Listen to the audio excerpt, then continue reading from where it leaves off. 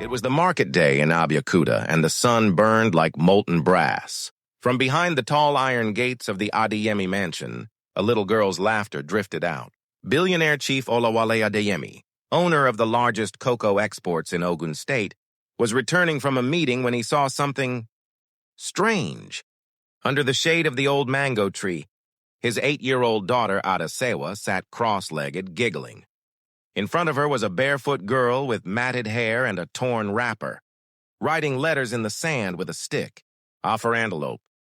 B for baobab, the girl said softly.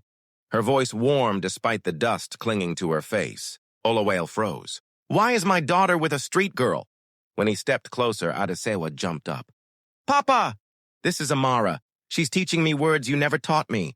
The billionaire's eyes narrowed. He had guards, tutors, private schools. Yet here was his child learning from a homeless stranger. He barked at the guards. Bring her to me! As Amara stood, her eyes didn't waver. I did nothing wrong, sir.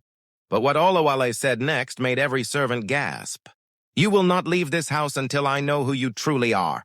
That night, thunder rolled across the skies. Amara sat at the edge of the servants' quarters, eating plain gari. Olawale sent his chief aide, Baba Kunle, to question her. Her story came in slow drops, like rain before a storm. She had once gone to school in Ibadan, but her parents died in a market fire. She fled to Abeokuta, with nothing but a torn bag and a small Bible. She survived by selling groundnuts at the roadside. Yet when Adesewa met her that morning, she was teaching numbers in the sand, numbers only someone educated could know. Olawale began to wonder, was she lying? Was she a spy sent by my rivals? The next day, he tested her. He asked her to help. His daughter with a maths problem from an expensive foreign textbook. She solved it in seconds. He leaned in. Where did you learn this? Amara's voice trembled. From my mother.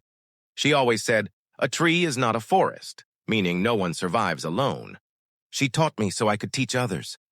But before Olawale could respond, his phone rang.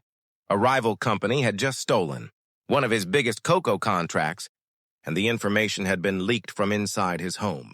His eyes darted to Amara. It must be her! Olawale ordered the guards to lock Amara in the storeroom until the police came. Adesewa cried, Papa, she didn't do it! But he wouldn't listen. Hours later, while checking his office, Olawale noticed something odd. His secretary, Teniola, was hurriedly packing papers into a brown envelope. When he confronted her, she bolted. The guards caught her at the gate.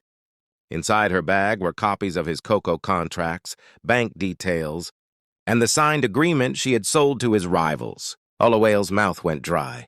So it wasn't Amara. He ran to the storeroom and found her sitting calmly, whispering prayers. I owe you an apology, he said quietly. Amara simply replied, Sir, when the water is dirty, you don't drink it even if you're thirsty. But before he could free her, a servant rushed in, pale-faced. Chief, Adesewa is missing. The search spread through Abiyakuta like wildfire. It was Amara who noticed the small trail of sandal prints, leading toward the Ogun River.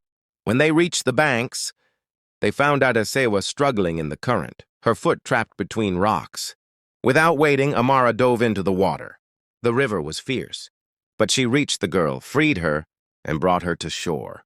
As Olawale wrapped his daughter in a blanket, something slipped from Amara's wet wrapper, a gold locket. Olawale picked it up and froze. Inside was a picture of his late wife. Holding a baby, his voice shook. Where did you get this? Amara's eyes filled. Because I am that baby's sister. Your wife was my mother, too. Olawale staggered back. Years ago, before marrying into wealth, his wife had been forced to give up her first child to relatives when poverty struck. The relatives had died in the same market fire that Amara spoke of. It had been fate, not accident, that brought Amara to his gates. Days later, the mansion was different. Amara was no longer the homeless girl, but Amara Adeyemi, Olawale's daughter. The secretary was in prison. The rivals had been shamed. And in the courtyard under the mango tree, Adesewa and Amara read books together. Olawale often sat and listened, a soft smile on his face. He remembered the second proverb Amara had told him. Until the lion tells his story, the hunter will always be the hero. Meaning, speak your truth or others will twist it. In the end, the mansion learned one truth. Wealth is not in money alone, but in the family you cherish. Never judge a person by the dust on their feet. Sometimes, they walk with the footprints of your own blood.